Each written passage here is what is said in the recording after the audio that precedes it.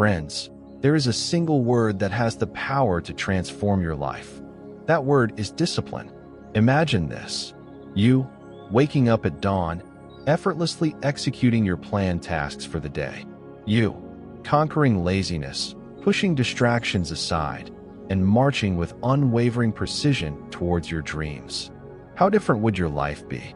The Morale presents How to Be Disciplined, the definitive roadmap that will teach you to master your time, weaponize your focus, and defeat procrastination forever. But be warned, this is not just a book of tips. This is a guide to rebuilding yourself from the inside out. Core Concept 1. The first gate of discipline, the beginning of an eternal war. Picture yourself standing at the base of a colossal mountain, its peak shrouded in mist. Yet, your heart knows, at the summit lie your dreams, your success, your future. But the ascent is not easy. The path is littered with obstacles, steep cliffs, and your greatest enemy, your own laziness, restlessness, and chaotic mind. The question is simple. Will you make the climb? That mountain is discipline. As Sheldon Howe writes in his book, discipline is the bridge between who you are and who you want to be. It is the invisible structure that will carry you from your present reality to your destined future. But how do you build this bridge? Where do you even begin? Today's journey is centered on this very quest. We all know what we should do. Wake up early, follow our plan, maintain focus. But knowing and doing are worlds apart. Why? Because the human brain is wired for instant gratification. It seeks immediate pleasure, immediate comfort. It rebels against waiting for long-term rewards. This is the birthplace of the war for discipline. Discipline is not about punishing yourself. It is about sculpting your present for the sake of your future. It is a form of self-mastery, a series of small, daily battles you must win against yourself. Let me take you to 1944, a terrifying moment in World War II. A young American soldier, barely 20 years old, prepares to land on the beaches of Normandy. Artillery roars around him. Warplanes fill the sky. His hands tremble. His eyes are wide with fear. But one thought anchors him. I must remain steady. If I let fear win, my comrades will die. He doesn't know if he will survive, but discipline compels him to move forward. In the theater of war, discipline is the only difference between life and death. Today, our battlefields are different, but the war is just as real. It's the war that happens when the alarm rings and you hit snooze. It's the battle you fight when you put off a task despite an impending deadline. It's the silent conflict that rages as you mindlessly scroll on your phone, wasting precious time. These are all battles in the war of will. The first step in building discipline is to clarify your purpose. If you don't know why you are on this path, the first obstacle will make you quit. Consider the young Elon Musk in the 1960s. People called him a mad scientist because he constantly spoke of one goal. One day, I will send humans to Mars. As absurd as it sounded, this crystal-clear vision pulled him through the creation of SpaceX. Without a defined purpose, he might have quit after his first failure. But his purpose was clear, and discipline held him fast. We procrastinate because our brain craves dopamine now. Scrolling through videos on your phone provides an immediate reward. Long-term tasks like learning a new skill or saving money offer no such instant payoff. Discipline is the process of retraining your brain to delay gratification. Ask yourself the most important question: why am I doing this? Why wake up early? Why study with my phone off? Why save money? When the answer is clear, discipline becomes simpler. Viktor Frankl, a survivor of the Nazi concentration camps, wrote, "Those who have a why to live can bear with almost any how." Frankl's own will to survive was fueled by the dream of seeing his wife again. Discipline does not appear overnight. Start with micro habits. Wake up just 5 minutes earlier. Drink a glass of water first thing every morning. Read for 10 minutes each day. These small victories reward the brain, and gradually, discipline becomes a natural habit.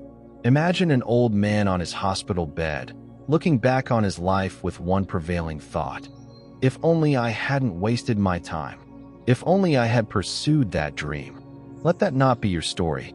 Discipline is the art of avoiding future regret. The first key to unlocking the door of discipline is purpose. Once you know your why, the next step is to master your most valuable currency, time. Core concept 2. Mastering time, the second pillar of discipline. We take time for granted.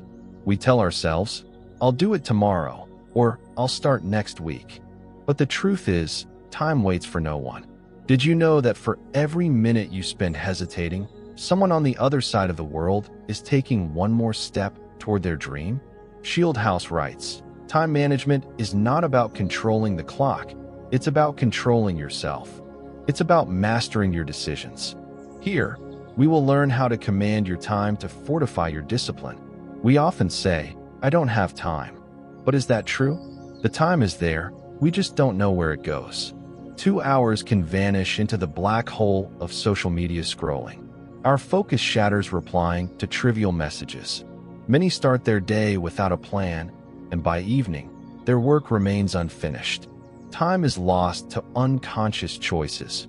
We fail to see how small distractions devour our days.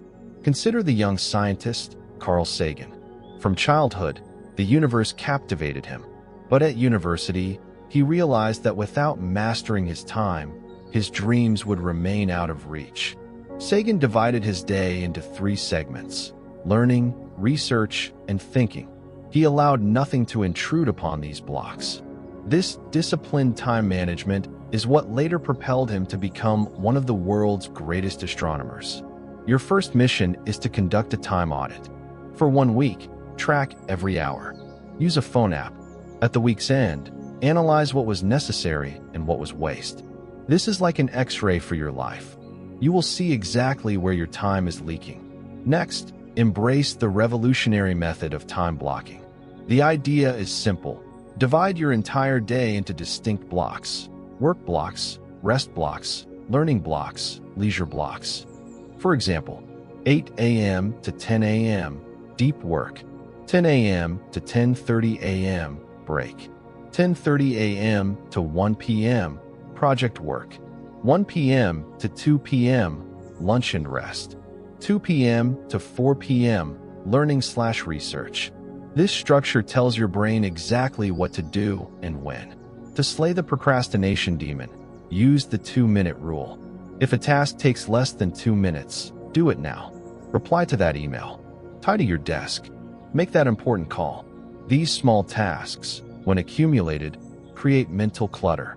Handling them immediately frees your mind for bigger challenges. The legendary horror writer Stephen King writes within a strict time block every single day, from 8 a.m. to noon. No excuses. No days off. Not when he's sick. Not on holidays. Sitting at his desk means writing. He once said, "Amateurs sit and wait for inspiration. The rest of us just get up and go to work." This is the core philosophy of time management. Don't wait for inspiration. Sanctify your routine. The ultimate time-saving skill is learning to say no. An unnecessary meeting? No. Pointless chatter? No. A task that doesn't advance your goals? No. Every yes you give is a piece of your time carved away. Before you say yes, ask, will this bring me closer to my dream? Imagine an hourglass in your hand, the sand slowly trickling down. Each grain is a minute, once gone, never to be reclaimed. The question is, are you spending your grains wisely? Once you've begun to master time, the next frontier is the battlefield of the mind. For discipline breaks not from external forces, but from internal temptations and fears. Core concept 3, the war for focus, liberation from the traps of distraction. Have you ever sat down, determined to work for 1 focused hour, only to find that time has slipped away while you were scrolling? In our modern world, the ultimate enemy is distraction. Sheldon Howe writes, "Focus is a superpower. Whoever masters it wins the game of life." Here, we learn how to harness attention, resist temptation, and anchor the mind to a single task. Our brains are hardwired for novelty. Social media, notifications, news, they all deliver instant hits of pleasure.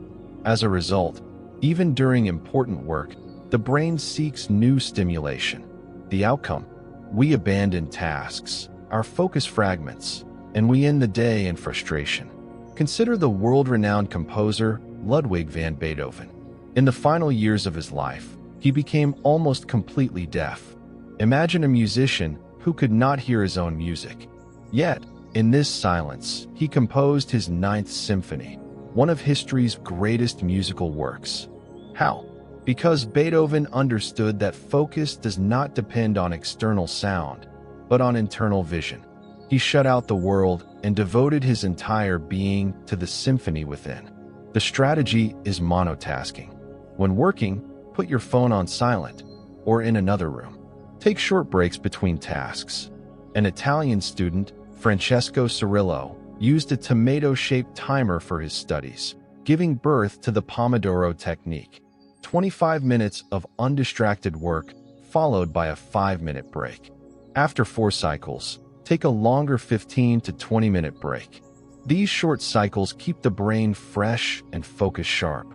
A powerful tactic is temptation bundling. Pair a task you want to do with one you have to do. 1. Listen to your favorite podcast only while at the gym. 2. Enjoy your favorite coffee only while reading. 3. Watch your favorite series only while walking on the treadmill. By linking temptation to productivity, you can dramatically increase your focus. Your environment is critical. Create a deep work cloister, a space of silence, an organized desk, no phone or social media, dedicated solely to the task at hand. The legendary 19th century inventor, Nikola Tesla, would spend hours, days, even weeks immersed in solving a single problem. He took no notes, constructing entire machine designs in his mind. Tesla's secret? He had trained his attention to remain locked on one thing. Imagine standing in a dark room. Suddenly, a small flashlight flickers on. The more focused the beam, the further the darkness recedes. Your focus operates the same way. The more concentrated it is, the further distractions will fall away. Core Concept 4. Procrastination, the war against the habit of delay. Not today, I'll do it tomorrow. Tomorrow, maybe the day after. There's still time. We postpone under these excuses until one day we realize time has not waited for us. Sheldon Howe identifies the root cause. Procrastination is not born out of laziness. It's born out of fear of discomfort, fear of failure. Procrastination stems from 3 core sources. 1. Fear of failure. What if I fail? What if I'm not good enough? 2. Fear of discomfort. The unease of starting a difficult task. 3. Vague goals. When we don't know why we're doing something, we lack the motivation to begin. The famed scientist Charles Darwin delayed writing on the origin of species for nearly 20 years. Why? Because he knew this book would change the world's perspective, and that fear held him back. But he eventually realized, if I don't write this today, no one will ever know what I've discovered. From that moment, his writing began in earnest. The first weapon against procrastination is the break-it-down method. Take a massive task and splinter it into tiny, manageable steps. Write a book becomes write 200 words. Clean the entire house becomes tidy just one desk. The brain isn't intimidated by small starts. And once you begin, momentum builds. Procrastination's greatest ally is easy temptation. Remove it. Put your phone in another room. Log out of social media. Keep only what you need on your desk. The harder it is to access distraction, the easier it is to focus. The great inventor Thomas Edison had a peculiar habit. When tired, he would sit in a chair holding steel balls. As he drifted to sleep, the balls would drop, the clatter waking him, and he would immediately capture the fresh ideas from his semi-conscious state. Edison believed, to begin is half the work. Pit instant gratification against long-term vision. We delay because the brain wants immediate pleasure, the phone, videos, comfort. Counter this by visualizing your future success. How will you feel when the task is done? How will your life change when the dream is realized? This mental rehearsal helps shatter procrastination. To initiate action, Use the 5-second rule, championed by Mel Robbins and supported by Sheldon Howe. The rule is simple. The moment you have an instinct to act on a goal, start a mental countdown. 5, 4, 3, 2, 1, and then physically move. This bypasses your brain's hesitation. Picture 2 paths before you. One is easy, offering pleasure now but leading to regret. The other is difficult, demanding struggle now but leading to pride and accomplishment. The question is, which path will you choose? Core Concept 5. The power of habit, the path to making discipline permanent. Inspiration may arrive for a day, it might last for 2. But by the 4th or 5th day, our enemy often wins. Why? Because discipline's backbone is not inspiration, it is habit. As the saying goes, you do not rise to the level of your goals, you fall to the level of your systems. Here, we learn how habits are formed, how to make them stick, and how to break the ones that hold us back. Habits create a neurological autopilot. When you repeat a behavior, a neural pathway is carved, making the action automatic. This is why disciplined people find it easier to do the right thing. It has become second nature. One of America's founding fathers, Benjamin Franklin, undertook a remarkable experiment. He identified 13 virtues he wanted to cultivate, including temperance, order, and resolution. Each week, he would focus intensely on one virtue. Over a year, he cycled through all 13, forging the habits that made him one of the most accomplished minds of his era. Sheldon Howe advises, make it so small you can't say no. Start with 1 push-up a day. Read for just 2 minutes. Just put on your running shoes. A tiny start reduces mental resistance. Once you begin, it often grows into something more. Build habits using the 3-step loop. 1.Q, a trigger that initiates the behavior, e.g., your morning alarm. 2.Routine, the behavior itself, e.g., drinking a glass of water. 3.Reward, the positive feeling or benefit that follows. Bad habits follow the same loop. A notification, Q, leads to scrolling, routine, for a dopamine hit, reward. You cannot simply erase a bad habit. You must replace it. To stop scrolling, place a book where your phone usually is. To stop staying up late, set a strict lights out time and leave your phone outside the bedroom. Change the cue and create a new routine. U.S. President Theodore Roosevelt was notoriously busy, yet he maintained the habit of reading within scheduled blocks every day. He would often finish 2 or 3 books because he had sanctified the habit. To make habits easy, optimize your environment. If you want to eat healthier, keep fruit on the counter. If you want to read more, leave a book on your desk. If you want to use your phone less, delete the apps or keep it in another room. Your environment is a silent architect of your habits. Habit stacking is a powerful technique. Attach a new habit to an existing one. After I brush my teeth, I will meditate for 1 minute. After I drink my morning coffee, I will read 1 page. When I get home from work, I will walk for 10 minutes. By piggybacking on established routines, new habits find fertile ground to grow. Imagine getting 1% better every single day. A tiny improvement today, another tomorrow. In 1 month, 1 year, the results are staggering. Discipline is the sum total of small, daily victories. Core Concept 6. Mental Fortitude. The final war to uphold discipline in the storm.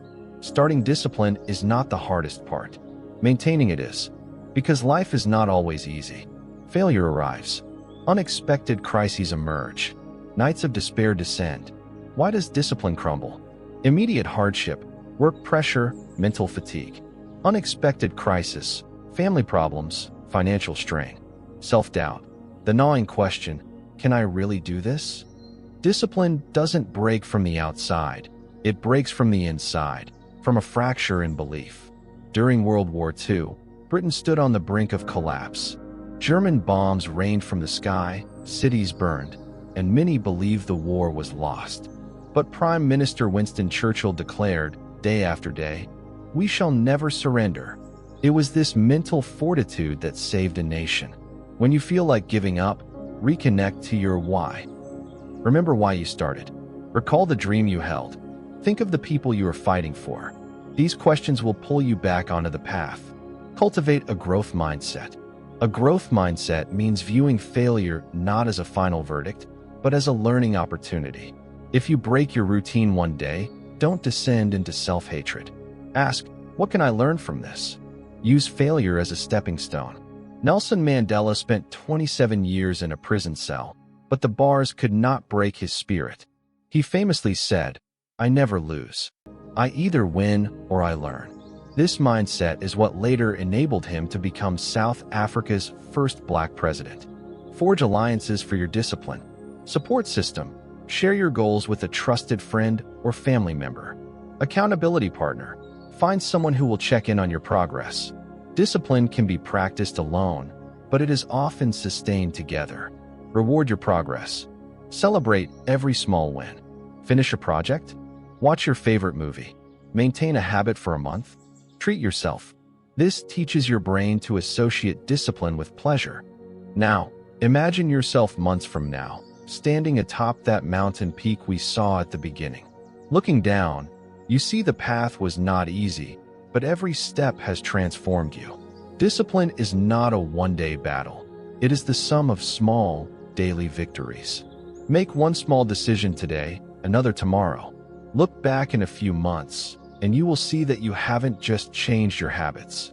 You have transformed your life. Discipline is not a destination. It is a continuous journey. So begin today. If this audiobook has ignited a spark within you, show your support. Like this video and subscribe to The Morale for more content that empowers you to master your life. Thank you for listening. Your journey starts now.